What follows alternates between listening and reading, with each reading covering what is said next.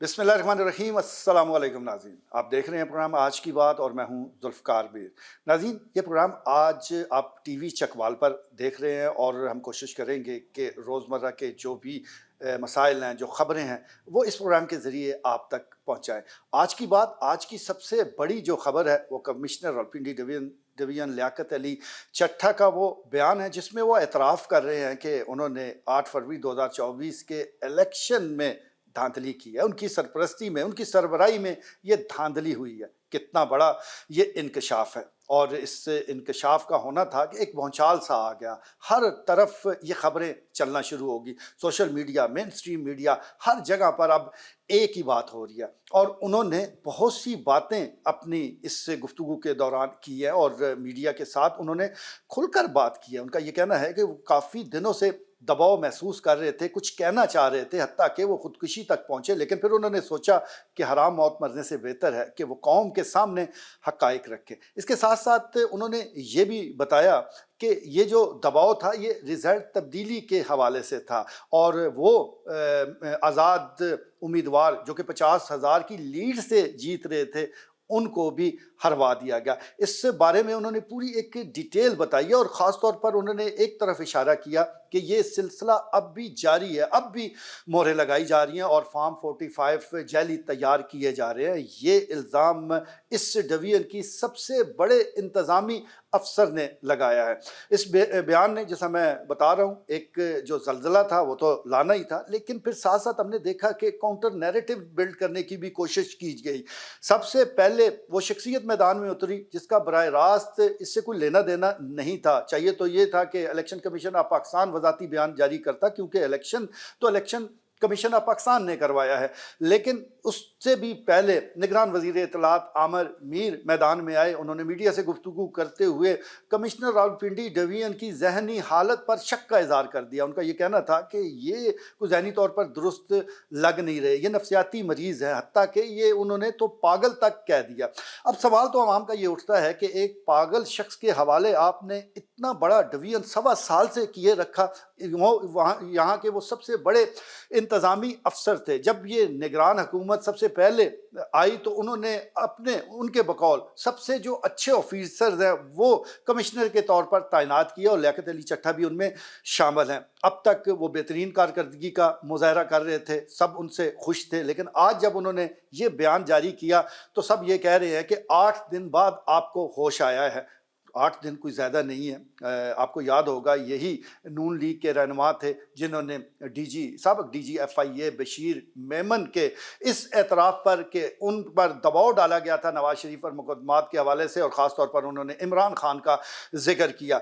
उन्होंने ये जो इंकशाफ है अपनी रिटायरमेंट के बड़े अरसे बाद ये मीडिया से बात करते हुए किया। उस वक्त तो किसी ने ही नहीं कहा कि आपने वक्त पर ये बात क्यों नहीं कही।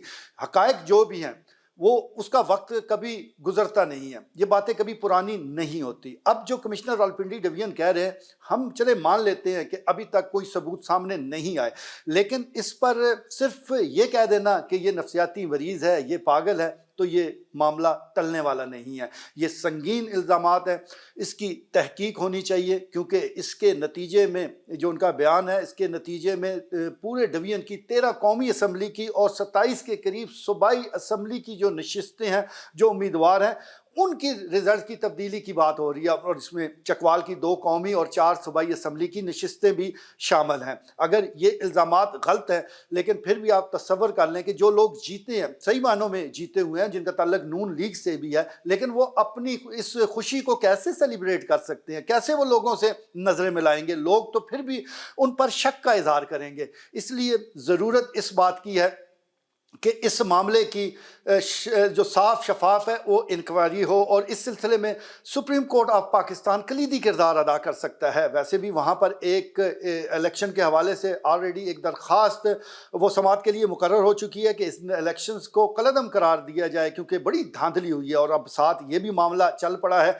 तो उम्मीद करते हैं कि सुप्रीम कोर्ट ऑफ पाकिस्तान इस मामले का नोटिस लेगी। दूसरा, मुख्तलिफ जो पाकिस्तान मुस्लिम लीग नून के रहनुमा हैं वो मीडिया से बात भी कर रहे हैं, और تنقید کا نشانہ بنا رہے ہیں کمشنر راولپنڈی ڈویژن لیاقت علی چٹھا کو کہ جنہوں نے سارا کچا چٹھا کھول کر سامنے رکھ دیا ہے۔ ان کا یہ کہنا ہے، یعنی مسلم لیگ نون کے جو رہنما ہیں ان کا یہ کہنا ہے کہ کمشنر صاحب کا تو کچھ لینا دینا ہی نہیں ہے، وہ نہ کوئی ریٹرننگ آفیسر تھے، نہ ان کے پاس کوئی آئینی ذمہ داریاں تھیں۔ چلے مان لیتے ہیں ان کے پاس کوئی آئینی ذمہ داریاں نہیں تھیں، لیکن کمشنر کی ذمہ داری تو ان کے پاس موجود تھی، اور اسی ذمہ داری کے تحت وہ سارے اس ڈویژن میں سربراہ تھے، اور اسی سربراہ کی حیثیت سے انہوں نے انتخابی سامان کی ترسیل کے موقع پر چکوال کا بھی وزٹ کیا، اور علاقوں میں بھی گئے، اسی طرح مختلف پولنگ اسٹیشنز میں وہ وہاں گئے، وہاں کے انتظامات کا جائزہ لیا۔ اگر وہ اس کا حصہ نہیں تھے تو ان کا تو جانا بنتا ہی نہیں تھا۔ اسی وقت نگران سیٹ اپ اور نگران وزیر اعلیٰ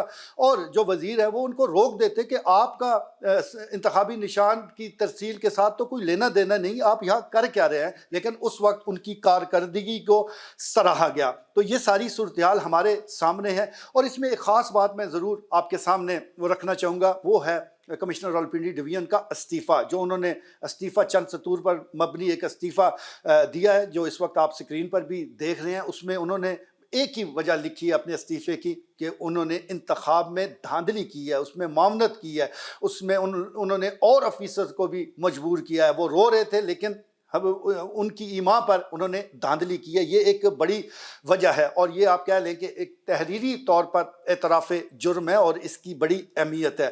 دوسرا، کچھ لوگ جوڑ رہے ہیں کہ ان کا کیونکہ 3 ہفتے رہ گئے تھے، وہ ریٹائر ہونے والے تھے، تو چلے مان لیتے ہیں، لیکن کوئی بھی آفیسر وہ جاتے ہوئے اس طرح کے کوئی بھی الزام اپنے سر نہیں لیتا۔ اکثر میں نے بڑے آفیسرز کو دیکھا ہے کہ وہ آخری سال میں بڑا پھونک پھونک کر قدم رکھتے ہیں، اگر ان کا پہلے کوئی جہرانہ رویہ تھا بھی تو اس کو بھی وہ بالکل نارمل ہو کر گزارتے ہیں، کیونکہ بقول ان کے کہ اب ریٹائرمنٹ کے دن ہیں تو ہنسی خوشی یہاں سے رخصت ہونا چاہتے ہیں۔ تو یہ کون سے آفیسر ہیں جنہوں نے محض 3 ہفتے پہلے یہ سارا معاملہ، یہ سارا کچا چٹھا باہر نکال دیا؟ اور ایک اور بھی بات میں ضرور آپ کے سامنے رکھنا چاہوں گا کہ میڈیا کے ذریعے اور ویسے بھی جو ساری صورتحال سامنے آ رہی ہے کہ ان کا ویزا امریکہ کا لگ چکا تھا، 13 فروری کو یہ ویزا لگ چکا تھا، اور اگر انہوں نے ویسے ہی جاتے جاتے کسی کی ایما پر، کسی کے بہکانے پر، یا کسی کو خوش کرنے کے لیے کوئی بیان دینا تھا تو بہترین طریقہ تھا کہ وہ امریکہ پہنچ جاتے اور وہاں سے وہ یہ بیان جاری کرتے،